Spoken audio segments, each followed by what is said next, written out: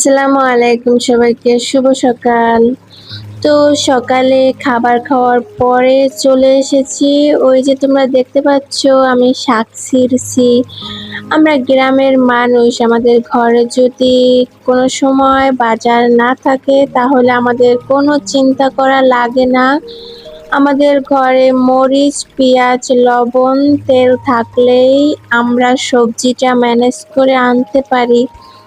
তো ওখানে আমি কয়েকটা পুঁইশাকের দানা লাগিয়েছিলাম, তারপর কয়েকটা পুঁইশাক গাছ হয়েছে, সেখান থেকে আমি কিছু পুঁইশাক ছিঁড়ে এনেছি। তারপরে এখানে আমি রান্না করার জন্য সব কিছু কাটা শেষ। তারপর আমি রান্না করা শুরু করে দিয়েছি। এখন আমি এখানে ভাত আমার হয়ে গেছে, তো ডাল দিয়ে পুঁইশাক দিয়ে রান্না করব। ওখানে আমি এই যে আলু দিয়ে আর ট্যাংরা মাছ দিয়ে ভাজবো।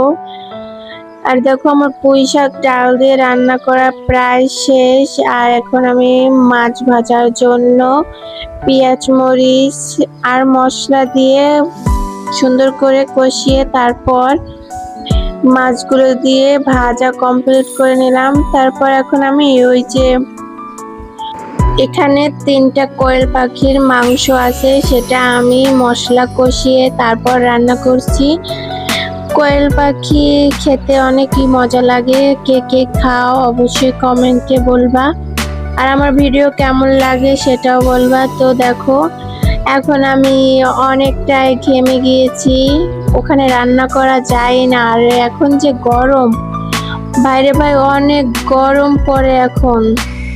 তো দেখো আমি রান্না করছি, আর এখান থেকে তরকারি থেকে অনেক সুন্দর ঘ্রাণ বের হয়েছে। তো আমার সবকিছু রান্না করা শেষ। এখন আমি এটা জায়গাটা সুন্দর করে পরিষ্কার করে নিব, কারণ রান্নাঘর যদি পরিষ্কার থাকে তাহলে হয় কি মনটাও ভালো থাকে, আর মানুষ দেখলেও ভালো বলে, আর রান্না করতে গেলে নিজের কাছেও খারাপ লাগে না। আর আমার সবকিছু রান্না করা শেষ। দেখো এখন আমি খাবো, তার জন্য সবকিছু একটু একটু করে নিচ্ছি।